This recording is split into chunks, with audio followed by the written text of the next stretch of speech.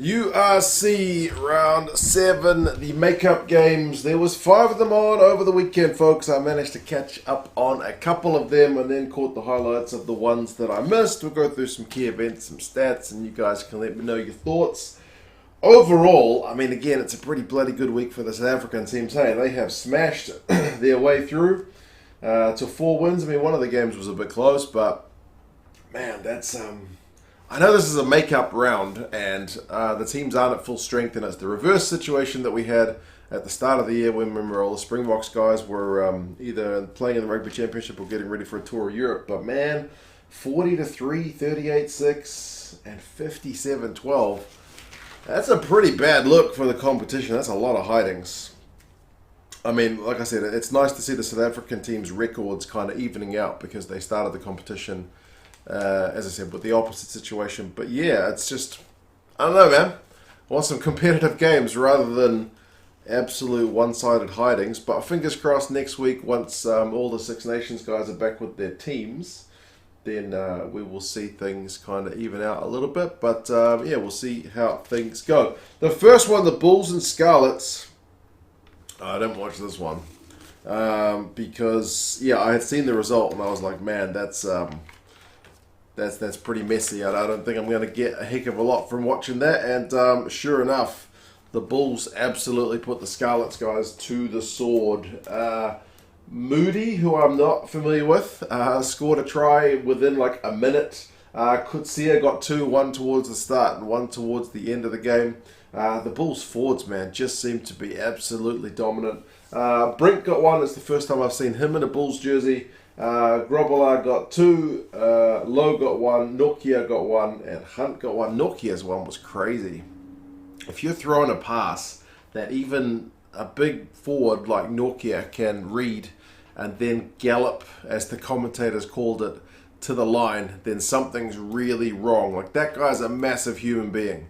Like, it's not like he's that quick that, he just pounces on the ball. Like some of intercepts from like little halfbacks and really quick wingers you can kind of expect, but this one was bad, really bad for the Scarlets guys. So I mean, it was like 17-0 after about 7 minutes, or was it 17 minutes? Can't even remember. It was quick. 2, 8, and 14. Yeah, it was just absolutely flying stuff from the Bulls. A few people I've noticed in the comments of some of the highlights videos mentioned why isn't there much of a crowd, and I asked the same question. South Africa seems like still has a similar situation to New Zealand at the moment where crowd numbers are limited. I know we're reviewing that here in NZ. I'm not sure if that's likely to change in South Africa. By halftime, it's 31-7. Kalamafoni does get 1 in return for the Scarlets guys, but yeah, there's a yellow card for the Scarlets guys, and they just run in a couple more tries. The Scarlets get a consolation one at the death through Evans, but ultimately, man, that is a proper hiding and a half. Run meters, 780 to 291. Clean breaks, 12-1. Clean breaks don't usually get into double figures. 12-1. Tambwe has 141 run meters. Hendricks alone has 3 clean breaks. Elric Lowe has 54 run meters and beats 2 defenders. I mean, the lock, Jack Price, has 12 from 12 tackles for Scarlets. And I know it was a much changed Scarlets side, to be fair, but honestly, man, 57-12. Yeah, the Bulls have evened their record up now, 6-6. So they're making their way up the log, which is pleasing to see for them because they're a good team, and the Scarlets are down towards the bottom end at 4-7. Although the Scarlets are away to Zebre next, so they may be able to pick up a win because Zebre are as yet winless, and the Bulls are at home to the Dragons. The Dragons' record's pretty poor, so one may expect the Bulls to put them to the sword next week, but we will have to kind of wait and see. The next one, Glasgow and Edinburgh. I also just caught the highlights on this one. It's an 1872 Cup match, the rivalry between these two teams. It was again postponed from earlier in the year. I think it's usually, from my understanding, which is pretty limited on the rugby in this part of the world, the club rugby especially, it's usually a pretty big game. I mean, rivals, obviously it's going to be a big game, but I don't think it's a game that's usually played without the big guns, right? This is one of the matches where you don't rest the big guns. This is where you play all your big players, but given it's a rescheduled match, what else can you do, right? So it's an unusual situation, I believe, for this kind of match, and it was a really tit-for-tat match from what I've seen. I mean, 7-0 for Glasgow early try through Gordon, and then Young gets one back for Edinburgh, so it's 7 points apiece. They exchange penalties, but I mean, the Edinburgh click from, I think it was Van der Vault, for the second try was absolutely atrocious. Like, he just kicked it right down the throat of the Glasgow players. I think was it Cancellieri, or he's the one who gets the support pass? Yeah, it was a bit of a gift for Glasgow, to be fair. So it's 17-10 at half time. Second half, Edinburgh even things up those 17 points apiece. But then the try of the match is probably the Mackay one.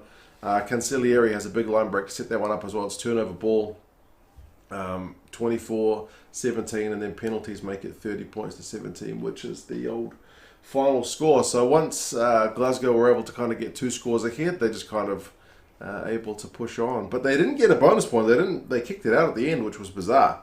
I would have thought you chased the bonus point, but oh well, they'll certainly still take the win. Run meters 329 to 289. So Glasgow edged it, but clean breaks is 2 apiece. It puts that like 12 clean breaks from the Bulls into context, right? This one was 2 for each team.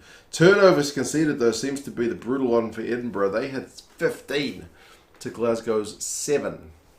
Yeah, not going to win many games with that many.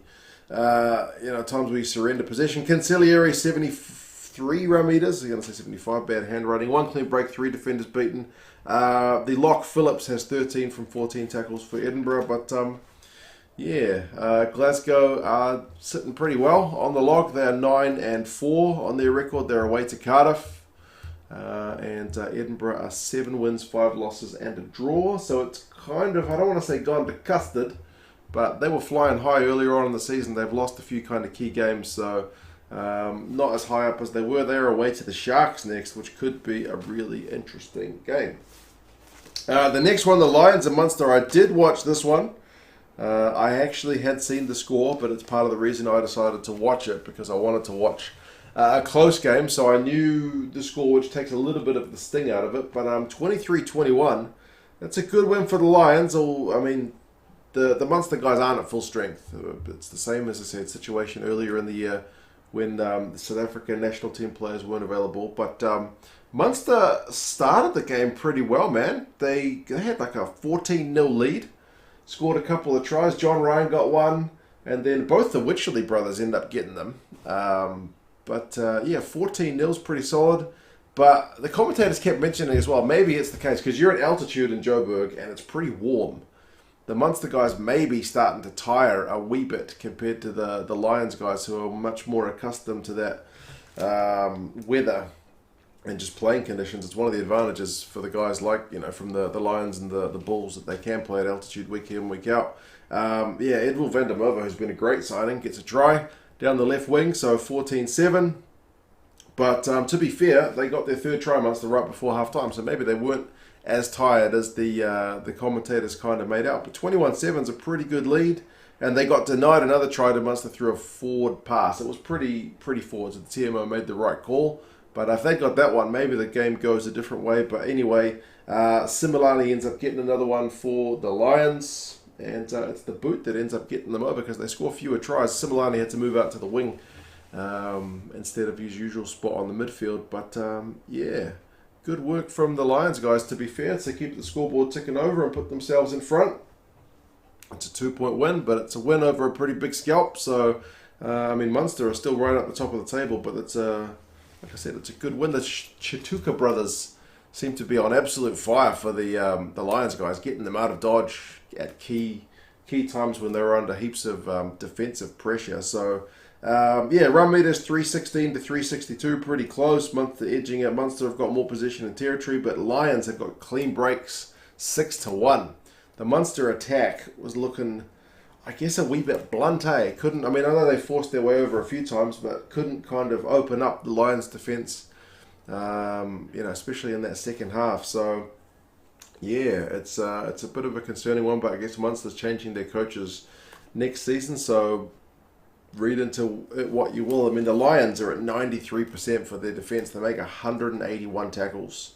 Munster's defence is at 81% and makes 113. So the Lions, with their kicking and their defence, is really what wins them the game, to be fair. Penalties conceded 12-6 against Munster as well. So, yeah, the Lions capitalise. Van der Merwe has 2 clean breaks and 4 defenders beaten. Vincent Chituka has 18 from 20 tackles, put in a proper shift.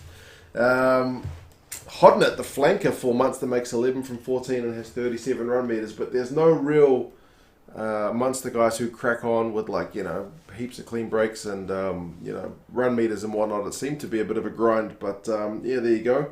It's not their strongest team, but it's still a loss, so good on the Lions. They're home to the Ospreys next. Their record's still 4-8, so not great, but this is certainly an encouraging 2 weeks, and Munster's 8-5. They are home to Benetton, so they'll be looking to see how they get all their big guns back. Sharks and Zebre is a bit of a weird one. I didn't watch this one in full. I watched the highlights. A lot of tries to the forwards. The Sharks didn't really open up Zebre. Zebre is winless, and I know 38-6 is still a bit of a hiding. But, yeah, the Sharks just powered their way over for a lot of tries there. You got tries through Fenta, Mbonambi, Mkunu, and then Williams and Bosch get a couple for the backs at the end, but yeah, I've seen a little bit of discontent from Sharks fans about the way the team played, it not being like the easiest on the eye.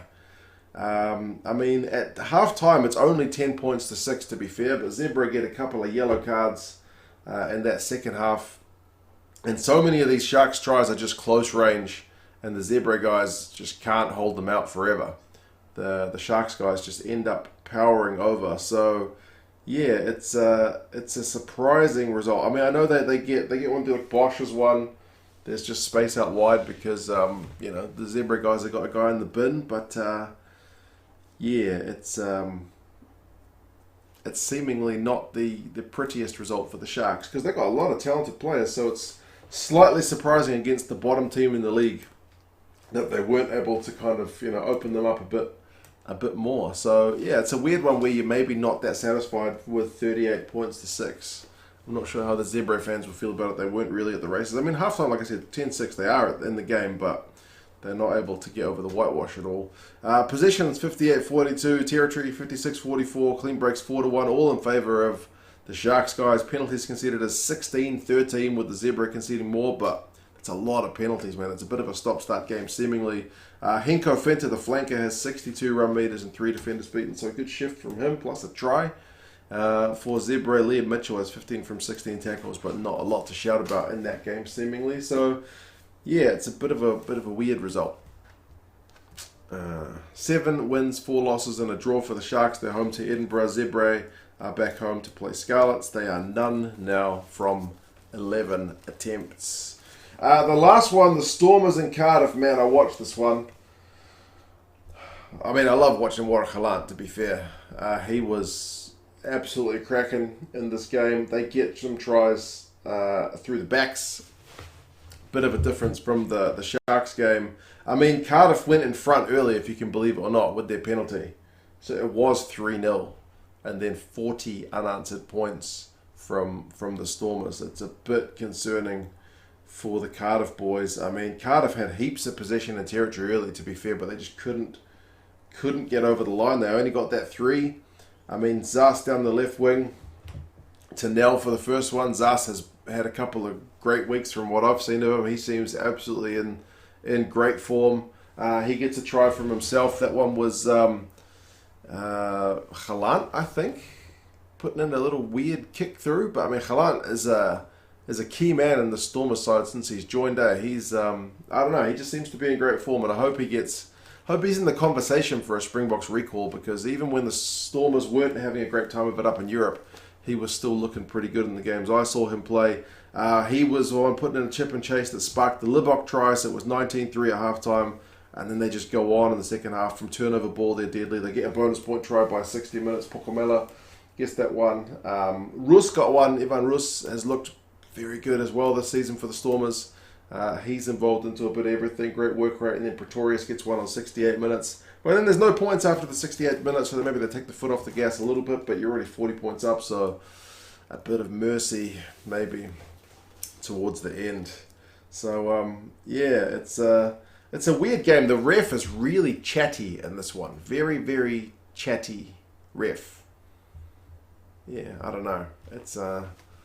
It was just a bizarre one, but I mean, I guess he was having a bit of fun. Dion Fourie, to be fair, was in everything. He was getting turnovers, and I'm surprised. Like, that guy's, how old is he now? He's still going, but I mean, yeah, good performance from him. So yeah, Stormers are 6 wins, 4 losses, and 2 draws. They're home to Ulster next. It's a most positive record for them. Cardiff are 4 and 6. They are home to Glasgow next, so they'll be certainly looking to bounce back after that disappointment. But yeah, those are the games from this make-up week. Like I said, the lopsided results aren't fantastic. I mean, every competition has them one way or another. Super Rugby, if you watched it the other day, the Chiefs gave Moana Pacifica an absolute hiding. But yeah, ideally, you'd want more scorelines which are a wee bit tighter than that. But I look forward to seeing how the things shift, if they do, as the European teams get some of their international players back. But we will see. Good on the South African teams, 4 from 4 again, 2 weeks in a row. Happy for them to really get their records looking a bit more reflective of where their teams are at, I think. But anyway, we'll see how things pan out. You guys have any thoughts? And I'll talk to you guys again soon. See you later.